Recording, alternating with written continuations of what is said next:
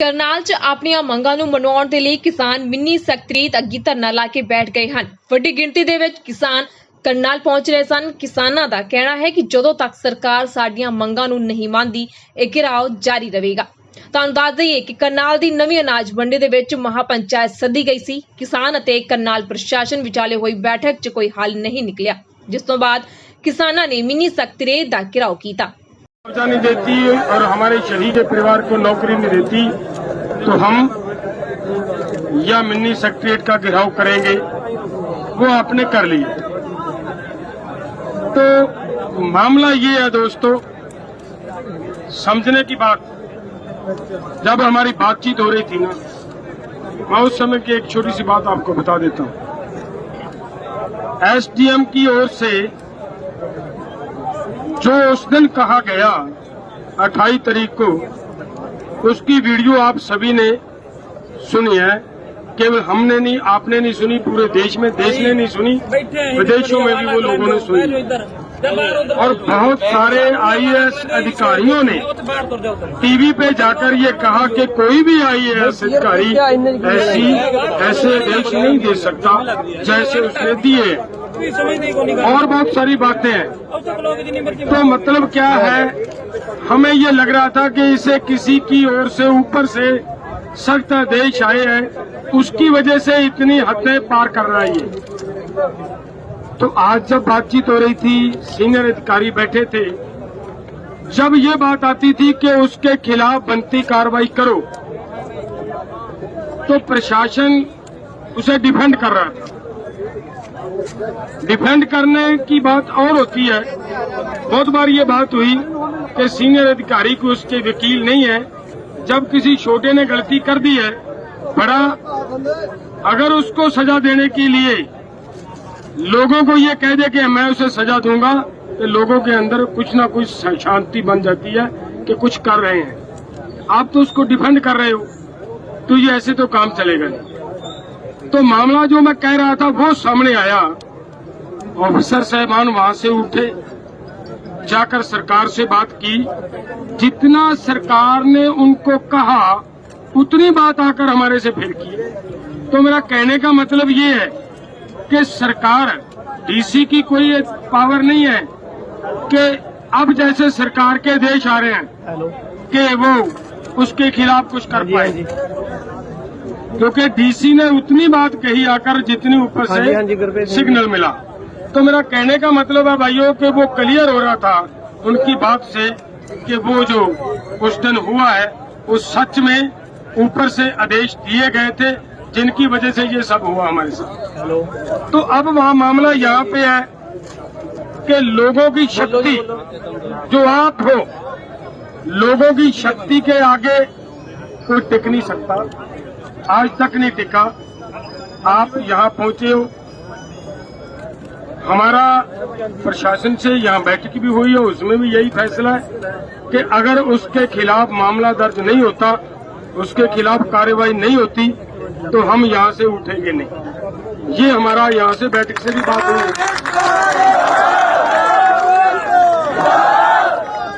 लेकिन मैं फिर देखिए, मैं एक बात जरूर कहूंगा आपको, हम किसान हैं। ये जितने वर्दी में खड़े ना, ईमानदारी से सोच कर देखिए, ये सब के सब किसान और मजदूर के बेटे हैं। ये भी हमारे ही हैं। इनकी सरकार की नीयत देखिए कैसी है। हमारे बेटों को, हमारे भाइयों को, हमारे परिवार को हाथ में लाठियां डांगा देकर, हथियार देकर आपके सामने खड़े कर दिया। अगर हमारे में से किसी की मृत्यु होगी उनकी ओर से, तब भी हमारा, अगर हमारे से किसी उनको चोट आएगी तब भी हमारा। इनका कुछ नहीं गया। ये हम सबको, हमें भी और उधर वालों को भी ये सोचना पड़ेगा कि ये जो बैठे हैं ये हमारे चाचे हैं, हमारे ताऊ हैं, हमारे भाई हैं, हमारे बाप हैं। और हमें भी सोचना पड़ेगा कि ये तो केवल हुक्म के बंधे हुए हैं। इनकी जिम्मेदारी है। अभी तक जिस दिन हम लोग चंडीगढ़ में गए थे, एक लड़का है हमारे पटियाला डिस्ट्रिक्ट का, उसको पीटा जा रहा था, पुलिस की ओर से लाठियां बरसाई जा रही थी उसके ऊपर। आपने देखी होगी, उसकी वीडियो बहुत वायरल हुई है। वो ऐसे सीधा खड़ा है, कुछ नहीं कह रहा, किसी पुलिस मुलाजिम को कुछ नहीं कह रहा, और वो जवान है, नौजवान है। अब हमारे संगठन का वो डिस्ट्रिक्ट प्रेसिडेंट है वो लड़का, ऐसे वैसा नहीं था, कैसे चला गया वहां पे। वहां का हमारे डिस्ट्रिक्ट का प्रेसिडेंट है वो लड़का, और ऐसे खड़ा है, लठियां खा रहा है। क्यों खा रहा है भला? यही सोचकर कि ये हमारे हैं यार। इनको तो रोटी का मामला है, रोटी के मामले के लिए ये तो अब डंडे बरसाएंगे, नहीं डंडा मारेंगे तो इनको निकाल देंगे। इनको ये कहेंगे कि आपने ड्यूटी नहीं निभाई, ड्यूटी में कोताही की है। तो हमारा ये कहना है भाइयों कि हमें अगर यहाँ से उधर से कुछ होता है तो ये मानकर उनको माफ कर देना है कि आप ये भी सब हमारे हैं, हमारे भाई हैं। शांति आपने देखिए, मैं बहुत बार कहा है ये बात, आज फिर मेरा मन करता है ये कहने को कि हरियाणा का यूथ जिस तरीके से शांति से चल रहा है, ये रिकॉर्ड तोड़ दिया आपने। हरियाणा के लोगों ने ये रिकॉर्ड तोड़ दिया है कि जिस तरीके से आप शांति से चल रहे हो। और एक बात ये जरूर है भाइयों, ये जीतने की चाबी है आपके हाथ में। आंदोलन जीतना है, कुछ ही हो जाए। सरकार आपके साथ जानबूझकर पंगे ले रही है। उनको पता, वो जानते हैं कि अगर दोनों ओर से हिंसक होगा आंदोलन, अगर इधर से कोई मरेंगे तो भी इन्हीं के मरेंगे, अगर उधर मरेंगे तो भी इन्हीं के मरेंगे। वो तो एसी रूम में बैठे हैं, वो तो बड़े लोग तो वहां पर बैठे हैं, उनका किसी का बेटा यहाँ पे नहीं है। ये आपके हैं, हमारे हैं, अपने।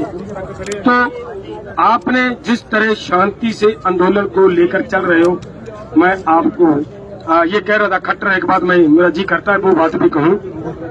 खट्टर कह रहा था ये तो पंजाब वाले हैं, हरियाणा वाले तो है ही नहीं। मैं कहता हूँ भाई पंगा लेके तो देख इनसे, जहाज तो उतार कहीं।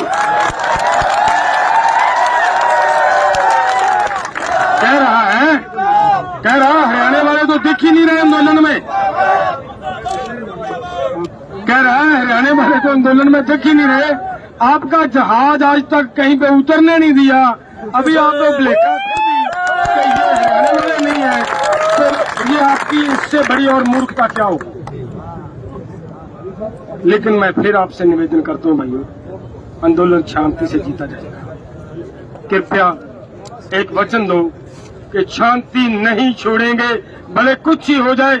हम शांति पूर्वक तरीके से लाठियां मारेंगी, पुलिस खाएंगे, कुछ भी हो खाएंगे, लेकिन हम हाथ नहीं उठाएंगे। हाथ खड़े करके एक बार प्रवानगी दो मेरे साथ। बहुत बहुत धन्यवाद भाइयों, मुझे बड़ी खुशी हुई है कि आपने हमारी बात को सुना है और उसके साथ हमायत भी की है।